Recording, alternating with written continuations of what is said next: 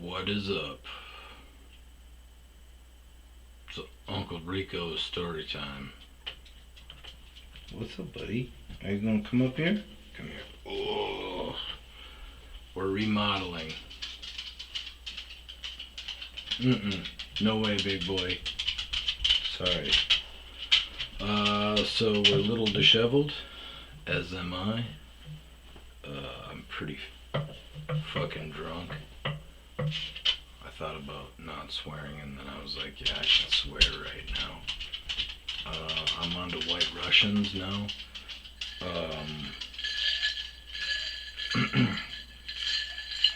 It's been a rough couple of weeks. Hey, baby. Lay down. Look at this. So is amazing, Red. Come on, get down. It's been a rough couple of weeks. I lost a teammate and friend. He passed away in a car accident. He was a teacher. He had 2 kids. We had a tribute tonight for him. Man, we lost it. I played good, but I played like shit too. We lost 4-2. We took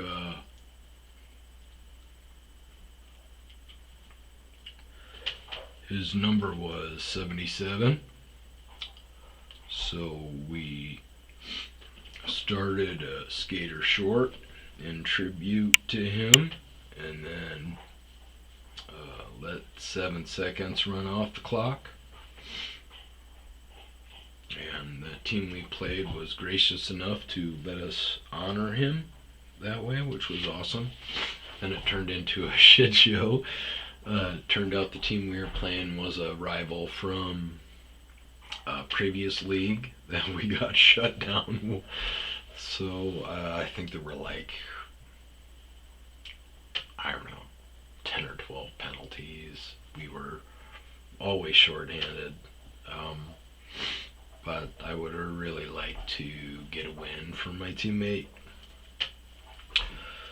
So my guy Greg Johnson, just a hell of a dude. He's a goaltender at Augsburg College. Started skating with us 5 or 6 years ago and was kind of at a shitty point. He just got divorced, so he was living with his parents. He was on all these different meds and was flipping out. So he's a teacher. He was a teacher. When he started skating with us, he got aggressive at one of his kids' games. He's got 2 great children in high school, and he got aggressive at one of his kids' games, and so he couldn't watch his kids skate. He couldn't ref anymore. He put his hands on a student, I think, when he was a teacher, and so he wasn't teaching. He was living at his parents' house, and we were drinking afterwards, and he was kind of telling me about all the meds that he was on, and I'm on this for that, and then it gives me headaches, so I take this and that. And I was like, dude, you need to get off all of that shit, and you need to start smoking pot.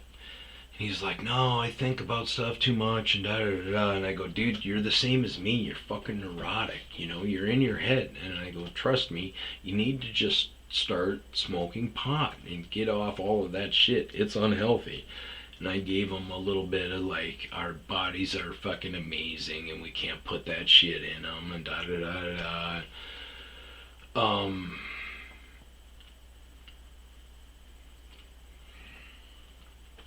He is one of those guys we differed very much so politically. He was very open to everything, and kind of easy to talk into, kind of a mark. Um, and it was fun to watch him come out of his shell around us as he started to kind of. He got off all those meds and was smoking pot. I gave him a big bag of shake and a hitter, and I'm like, dude, just fucking smoke a little bit, smoke a hitter. And he would hang out with us then afterwards and went like way overboard.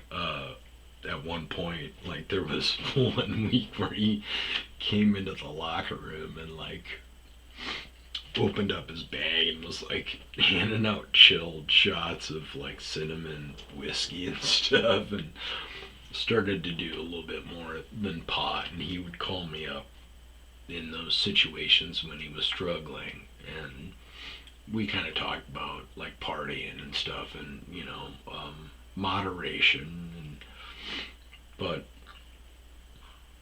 he had gotten to the point where he was in a really shitty situation and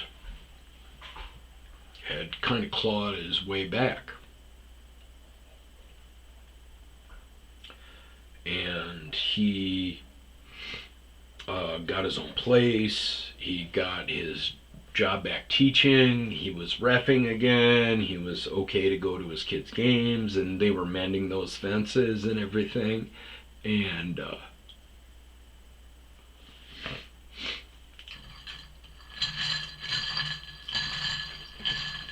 he was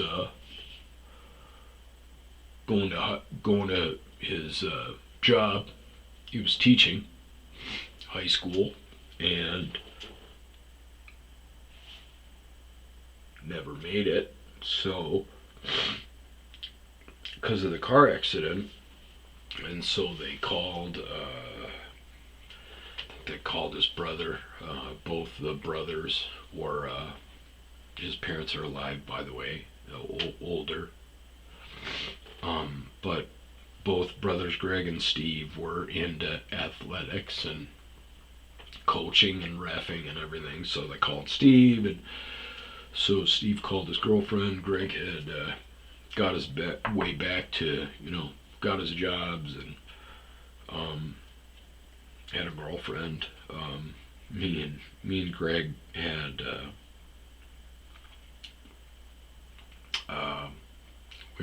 we're both attracted to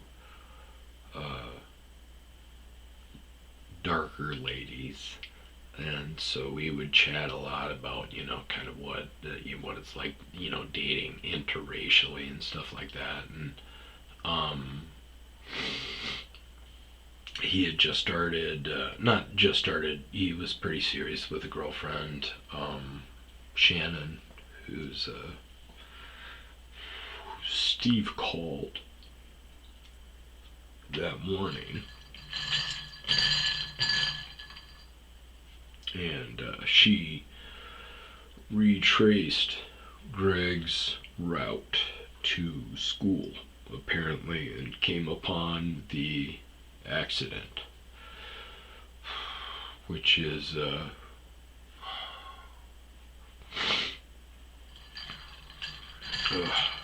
heartbreaking.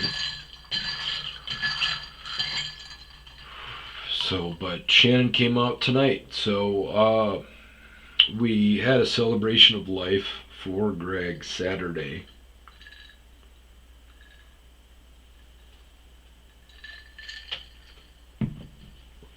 And so today is Monday, well, Tuesday morning actually, because it's like 2:30 in the morning. We had a tribute for Greg tonight. We started the game a man short, and we let 7 seconds run off for his jersey 77. And wish we could have got a win for him, but that didn't happen. Turned out we played our rivals, who are Bunch of bitches. But they got our number. We've our captain, the guy I've handed the team off to, is prides himself in being an instigator, but it's the opposite. He lets them get to him right away, and he always gets 3 penalties, and then you get 3 penalties and you're out for the game. So the other teams are like calling him out on him. We played this team tonight, and when he got his second penalty, they were like, all right, one more, all right, number 9's got one more, let's go, guys. So it's like, it's a deficiency at this point. And I keep trying to tell him, like, dude, it's not. But he sees this shit on TV, he sees Brad Marchand. Brad Marchand is this guy. I'm like, dude, it's fucking D-League, be a diplomat, But, we were in a league earlier with this team, and this was before I kind of started to understand that he can really get under their skin, and he must be saying some fucked up shit. But we played this team in Mesa, and we ended up shutting down the league because of the fights and stuff. But there was a incident where this fucking dude, the captain on the other team, like Marty McSorley, my guy, like my dude's skating away from him, and he like 2-hand fucking tomahawk chopped him in the fucking head twice, and I went ape shit. Normally I'm more quiet, but my guy, a friend of mine, drives the Zamboni in the back of the garage, and he said he was like, I came out, he was like, I fucking heard you all the way in the back of the garage. I'm like, holy shit, Jesus is yelling like that. Something must have been fucked up. But yeah, Marty McSorley, my guy, and then the fucked up thing was the game went on, and he ended up hurting his shoulder at the very end of it, and things were so chippy that kind of everybody got into it. But I was skating out at the time, and I went over and helped him off the ice. And like 40 minutes later, I'm in the locker room. Somebody was like, oh, you gotta get out here. So I ran out, and like the guys were fighting in the lobby.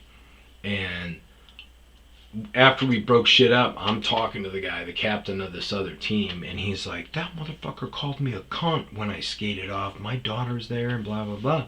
And I go, I fucking helped you off the ice. You fucked up your shoulder. I was right there the whole time. He's like, oh, it wasn't right when he carried me off the ice. It wasn't right when I came off the ice. And then I found out later that my buddy called him a cuck. He goes, you're a cuck. Shut up, you cuck. So the guy got all offended because he thought he said cunt, but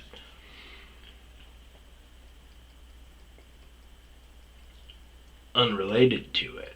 This was a rink where it was a young female startup program, which is awesome. The Kachinas. And this team, the Rubber Puckies, they had a lot of daughters that would play hockey. They played on the Kachinas, and they would practice, and then they would hang out on the end of the bench while their parents skated these D-Leagues. And these fucking girls were brutal. Fucking brutal with their chirps. They would sit at the end of the bench and just fucking lay into us. Because this is like apparently our rival. We'd kick the shit out of them, but they beat us tonight.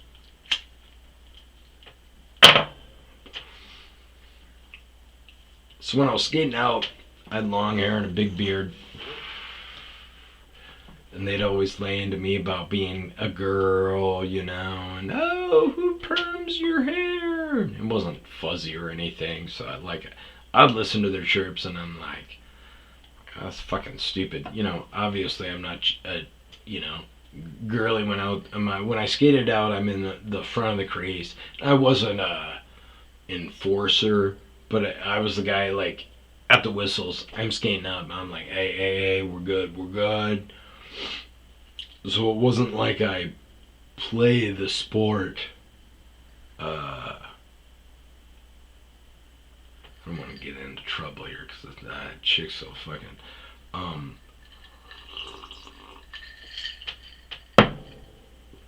Either way, these girls at the end of the bench are like, "Hey, 94, you look like a chick." Just fucking stupid stuff. Where I'm like, whatever.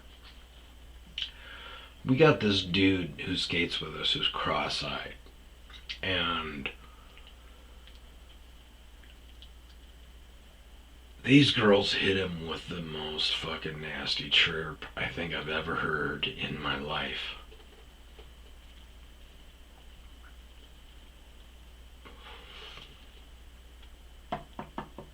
Leading up to it, they were like, I forget what number he is, like 25 or whatever. They're like, hey, 25!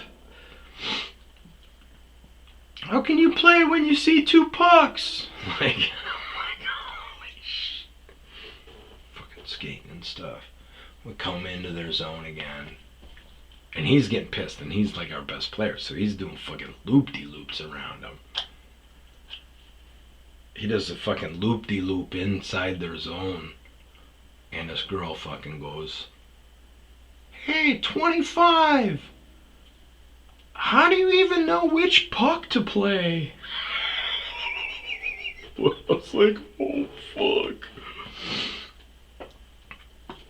But the fact that this dude was like, oh yeah, he said cunt in front of my daughter, I was like, come on, man, your daughter's got the most ruthless chirps in the fucking league, man.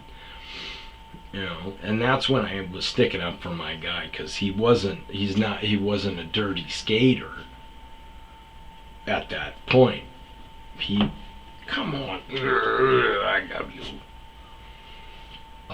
He was just aggressive, and he was chirping, and when you put the two together in D League, people are gonna look for you, and that's what I kept telling him. And then he started to get this Brad Marchand shit, and get into his head where he's like, oh yeah, I'm an instigator, and I'm like, what are you talking about? You get fucking 3 penalties a game and you get fucking kicked out. That's a deficiency for us every time. Last season you got kicked out. You got 3 fucking max penalties 7 games in a row. They know it. They fucking go, okay, hey, get to number 9, fuck with them. Let's get him fucking short bench, and then pick them apart. So, but yeah. So tonight we were shorthanded a lot. Had a couple of really great saves, but still stupid with the easy deflections. I gotta start dropping down earlier and just close that off. I think I'm overconfident now. Hi, buddy. You gotta get on camera, cause you're so cute. Sabotage. What?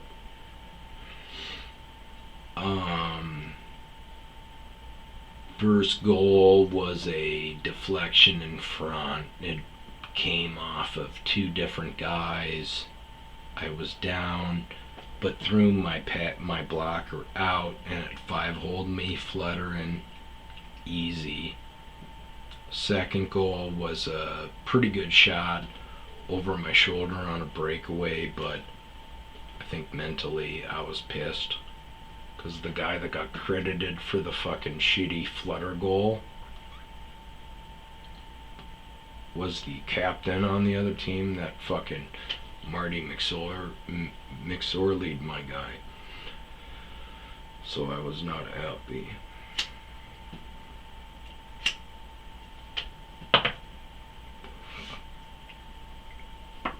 either way, it was a pretty rough week. Feel like I got closure on my buddy Greg. His girlfriend Shannon brought me his ashes, so I'm gonna start scattering his ashes on rinks that I skate at. I did not realize how chunky it is. So I started to put the big chunks on the bench, and then the dust I am doing like a Shawshank Redemption type disbursement of the dust on all these different rinks.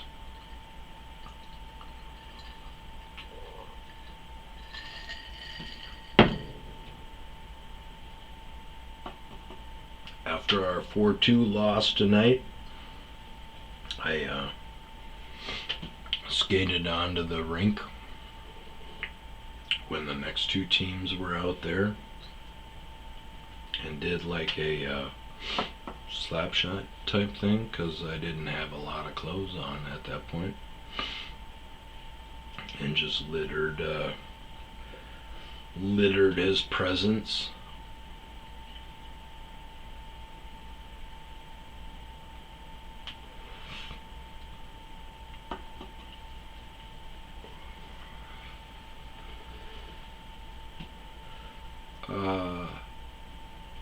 I was tortured over the last week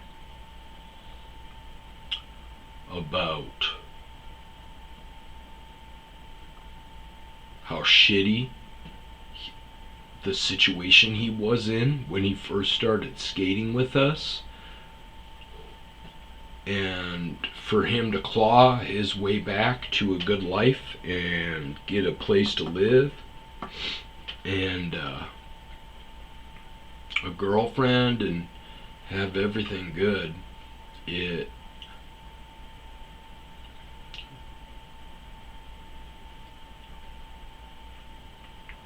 was really tortured over that. But then I realized that if he would have died in this horrific car accident 5 years ago, if he was in the spot when I first met him, and I'm not in any way taking credit at any way for his ascendance to a better spot. He did that on his own. But if he would have died in that spot, I'm just glad that he was kicking ass when he perished. And I think it's pretty well noted on all my previous podcasts about how I feel about religion, but I do feel that there is something out there, and I'm glad that his soul was at peace when he died. So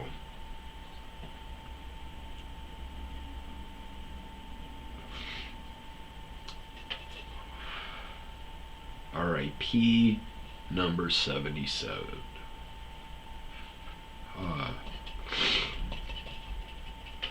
It's been a rough year.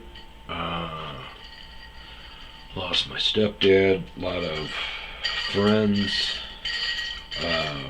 and family. Pets have perished. I lost Mr. Dobby. Oh my goodness, baby chubbies. Mr. Dobbins, McDobbinshire. My sister lived with me for 2 years I don't know, year and a half, 2 years.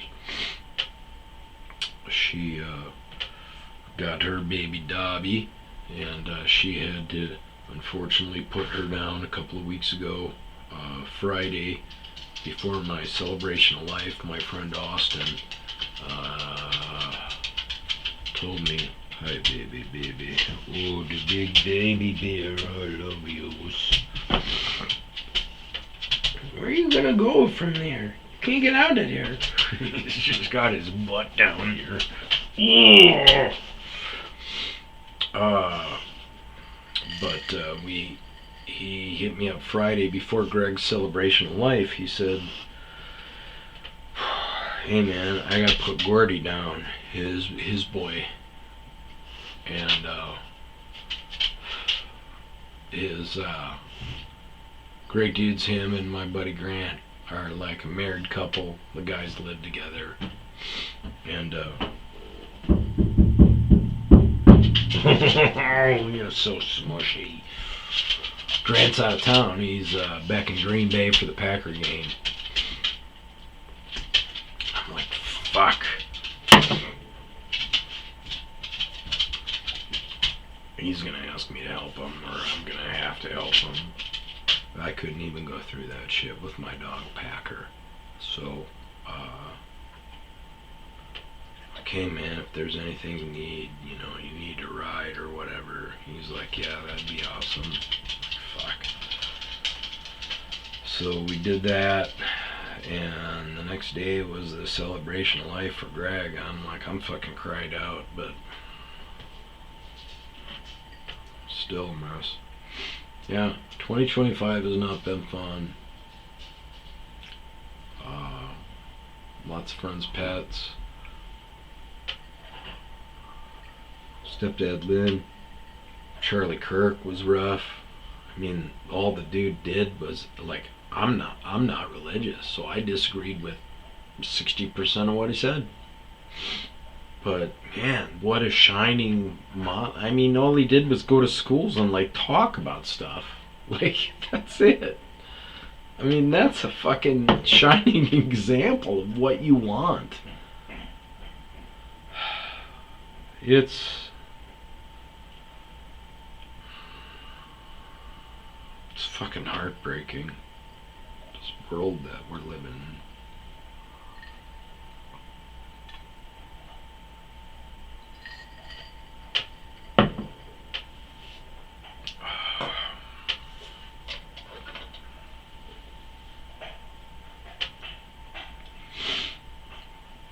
So,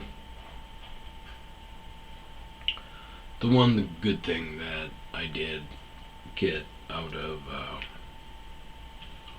my relationship with Greg was politically. He was open to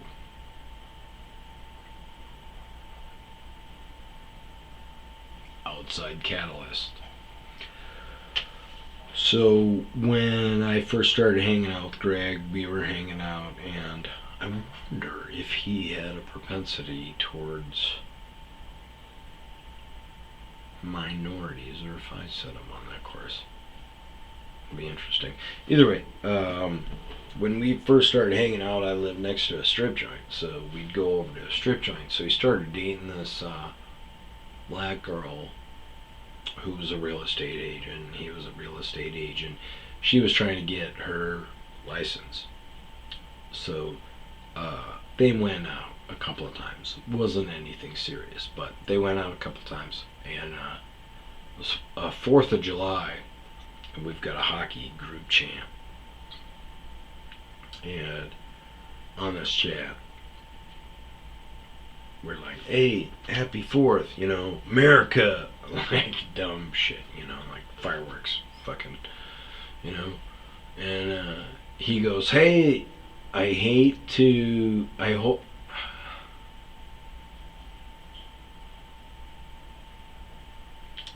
I know I'm gonna piss a few people off, but it's important to remember that other people don't think of the 4th of July the same way. And it was a huge paragraph, and at the end of it was a quote by Thomas Sowell something. I forget his name, but he was a very prominent figure in black rights, like back in the slavery days. And it was something about like how the backbone of America was built on the blood of slaves or something like that. And I was like, dude, this was a team. When the first team that I put together was heavy on veterans. We had like 5 veterans, and I was like, dude, read the room. Like this is fucking inappropriate. Like. And he was like, oh, da da da. We kind of went back and forth, and then I hopped off the group chat, and me and him went after it on like texting, and I gave him a couple outs, and then when he didn't back off of his stance, I was like, motherfucker, me and you are gonna be different from here on out. And I was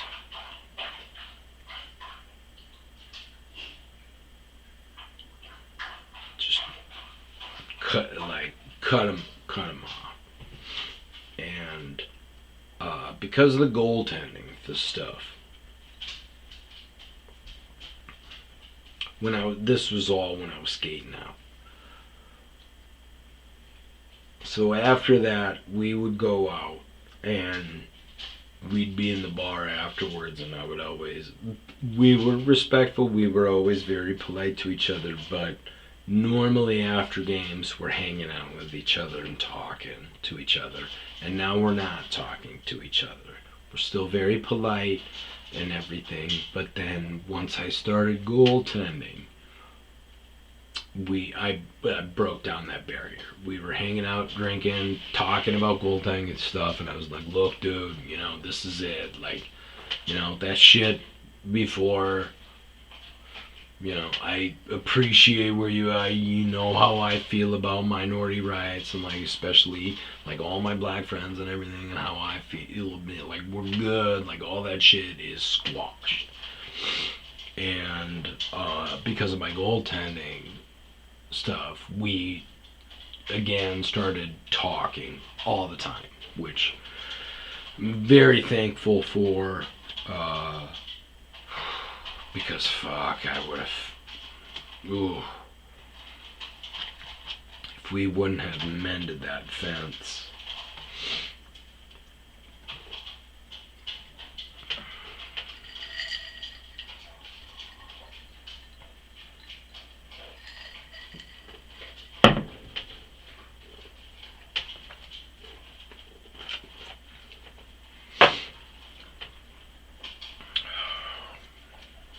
I'm out of cigarettes.